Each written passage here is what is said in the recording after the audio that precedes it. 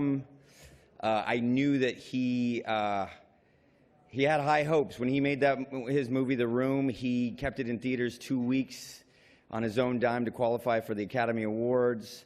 I knew, he had really high hopes for his movie, so here we are, 15 years later, and I just thought it would be a nice moment to have him up there. And I'll just say that while they were announcing the nominees, my brother whispered to me that if he won, I was going to go on stage with him, and I said, no, I'm not. And he said, yes, you are. And then he dragged me up there, and that's what happened. Well, in our movie, the kind of final moment is when Tommy goes up and everyone's cheering at the end of the film, and he says, I couldn't have done this without Greg, and I really couldn't have done this without my brother. So that's why I brought him up. Oh, it's the best. You can talk about it. Yeah, it took us a while to finally work together. That was mainly my fault. I was, I was trying to pave my own path and stand on my own 2 feet. And then after a while, it just felt like the right time and the right project. And we had such a great time that we have since started a production company together, and we're trying to do everything together now.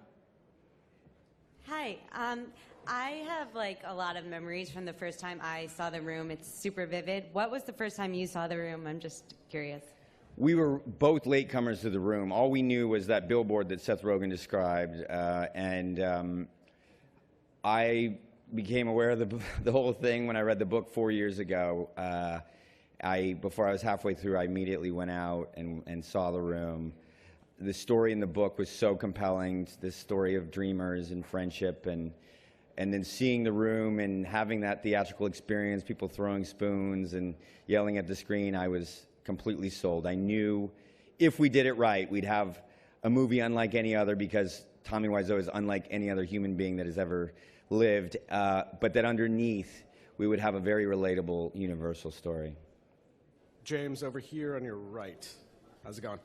Oprah's speech was certainly one of the big highlights, I think, of the night. It swept online. Everybody's talking about it. I'm wondering, as being in the room for both of you guys, what was it like in there in the room? What were your thoughts on what she said? It was a very powerful night. We just passed Frances McDormand at the photos, and she said, "What a night to be in that room." And it does feel like a very, very historic night. And Oprah captured it incredibly well. Yeah, it was powerful. Hi, James, congrats. I know you're wearing the Time's Up pin. I wanted to ask why you chose to stand in solidarity tonight, and what you think all men in Hollywood can do to do better from now on.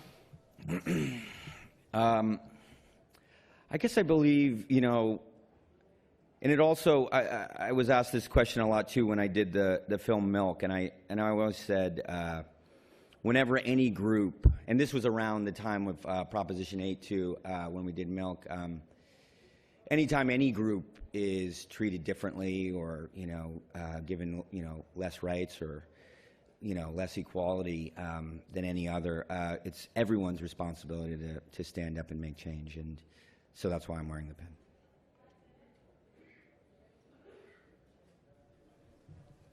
Xinhua News Agency of China.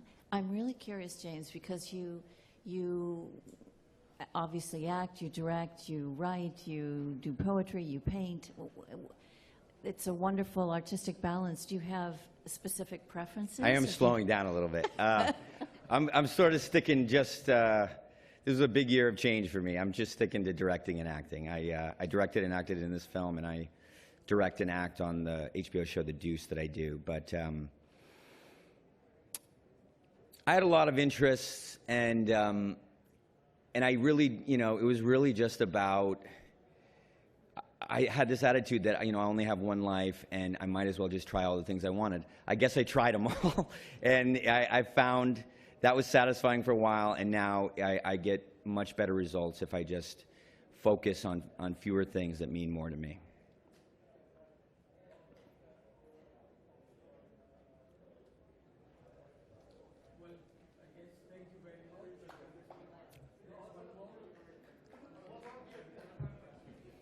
Hello, how you doing, sir? James. So it's like probably like a follow-up what you say, that you're trying to focus on like probably doing less things. I mean, you're very popular as an actor in like different countries in the world, from Latin America, but as a director, it's been more complicated for you, of course. And I was reading, you have like plenty of movies as a director, but this one is extremely funny and it's been very well received. Why do you think is that? It's just because this one is funnier than the others? It's just because the aspect of like the room that is so like crazy? Or why do you think this one got it right? One of the things that really helped me change, both as a director, as you're asking, but also just as a person this year, were working with very strong producers that were smarter than I was, that had more experience than I did. And so on The Deuce, I had David Simon, George Pelicanos, and Nina Noble. I directed 2 of the 8 episodes, and I having to work for them and work with such incredible material, but also to sort of answer to them really taught me a lot about how to be basically be focused. And the same thing on The Disaster Artist. I asked my old friend Seth Rogen and his company Point Grey to produce it, and they just plain were, they just knew how to do it a little better than I did. I knew that the story had so much potential. It had enough weirdness to appeal to my sensibility, but that I knew if I got them on board that they would give it the best chance to kind of get to a bigger audience, and they really helped me there. Thank you. All right, is that it? Thank you.